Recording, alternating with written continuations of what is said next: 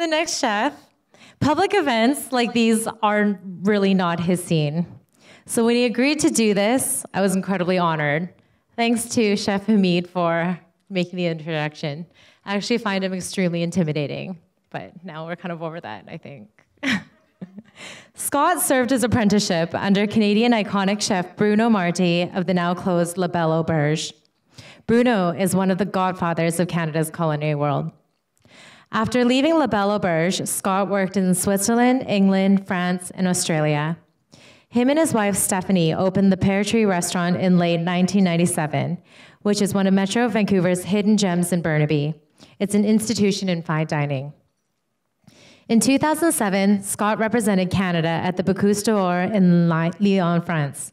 In 2008, as a member of the Canadian National Culinary Team, he earned 4 gold medals in Germany. In 2007, he was voted Chef of the Year by Vancouver Magazine, the Georgia Strait, and BC Chefs Association, who they're actually all here today, so thank you for your support.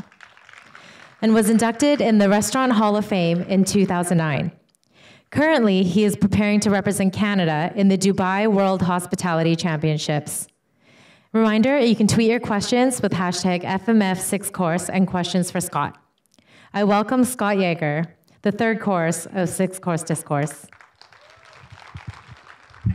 I'm just saving Vikram from his wine. He topped me up so that he doesn't have his whole bottle with cooking and a whole bottle with dinner.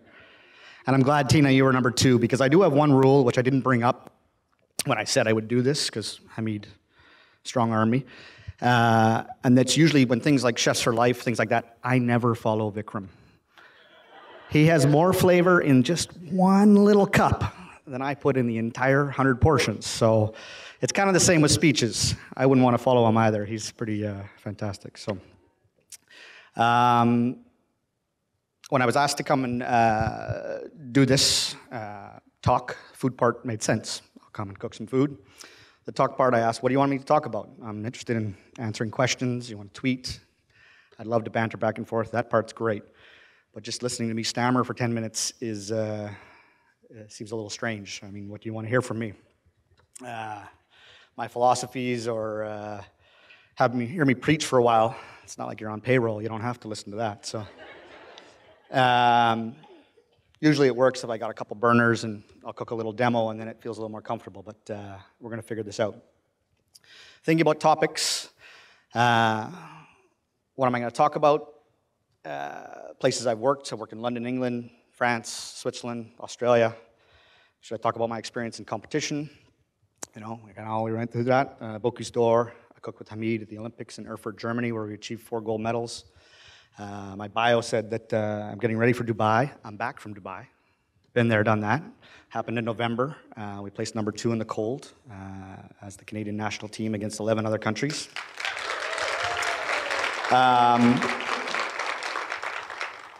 Should I talk about groups that I'm involved with? I'm a member of the Canadian Federation of Chefs and Cooks. I'm a member of the British Columbia Chefs Association. I've recently been voted in as the president of the Chef's Table of Society of British Columbia. Instead, I've chosen to talk about something that I think about the most. Decisions we make every day owning and operating an independent restaurant. You hear words used like organic, biodynamic, green, sustainability. These are all great words, key words. You see them thrown around a lot. Some that deserve to use those words, some that maybe don't. I'm happier with the word accountability. If we put the word accountable after every decision we make in the restaurant, we're on the right track. To be accountable to local farms, we choose items from a seed catalog. At the end of one season, we ask the farmers to grow these things for us. We have hope that they'll grow us, let's say, a 30-centimeter round celeriac. You know, next season comes, round of the harvest, out the celeriac comes out of the ground. They're small, little 15-centimeter celeriacs. You know, what a chef has to do is find a use for a whole lot of 15-centimeter celeriacs, because you need to be accountable. We need to make decisions to work with suppliers who understand our needs for packaging. We need to force them into using reusable bins. We actually refuse food to be delivered in styrofoam boxes. What am I going to do with a styrofoam box? You can't bring that to me. So it's not a preaching. I'll get to the whole preaching part later. But, you know, these are accountable decisions we need to make. I'm a very small 50-seat restaurant. You know, do we make a difference? I like to think everybody makes a difference, but, you know, again, back to the packaging, this is a moving target. It's constantly going. You're constantly taking on new suppliers, and you watch what they're bringing you. You know, decisions on appliances. We recently won a Power Smart Challenge put on by BC Hydro. You know, we have to make these decisions, what we install, how we monitor the power, the fuel. You know, restaurants are energy hogs. We just consume. It's the nature of it, you know. You're in a house that feeds 4 people every night. I'm in a place that feeds 70.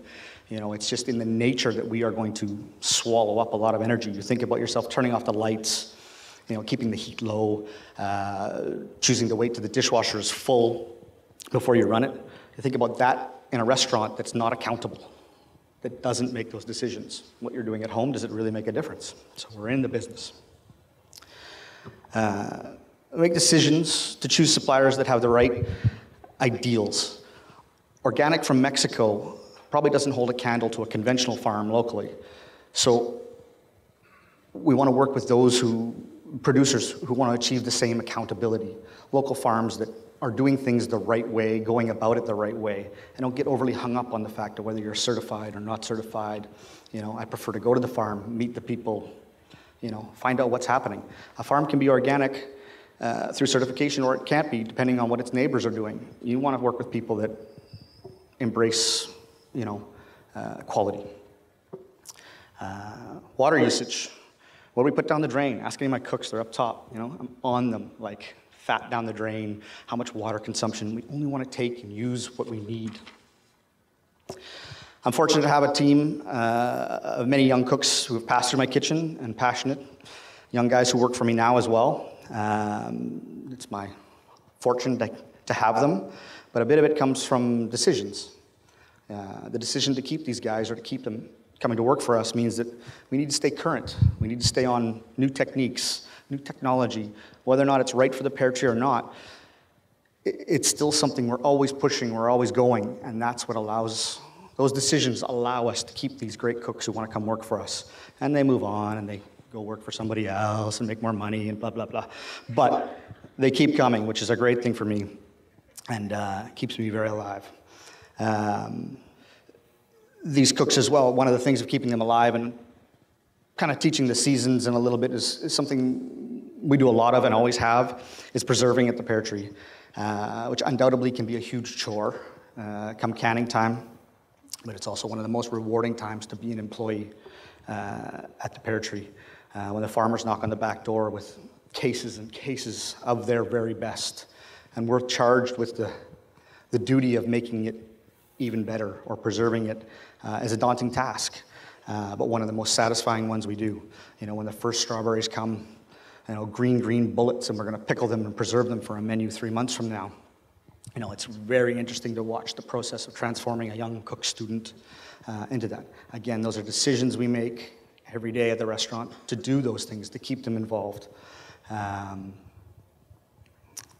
You know, the entire restaurant team feels this passion over those preserves, from the dining room, kitchen, everybody. It's just, it's part of our nature. Decisions to find a way to waste nothing.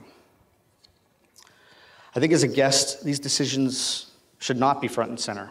I don't think I deserve a hand for choosing not to use styrofoam, using styrofoam.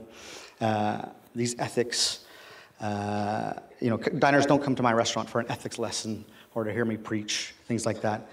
This is a subculture of the staff to make the right decisions. And when the right decisions are made, the entire experience will be taken to the next level. Our restaurant, like all others, it's not perfect. It's ever evolving. I do believe if decisions are made with accountability in mind, we're on the right track. A couple more points. I'm going to say thank you for listening to that stammering of all my philosophies. I'll leave you with one more deep insight, just because it's such a multimedia crowd. I used this word a while ago. I'm getting t-shirts made. I'm going to sell them. You know, when you find yourself in a dining room table, the service team has provided you provided you with every detail. The kitchen has supplied you with an amazing hot meal. I have one request. You have to eat it before you tweet it, not the other way around.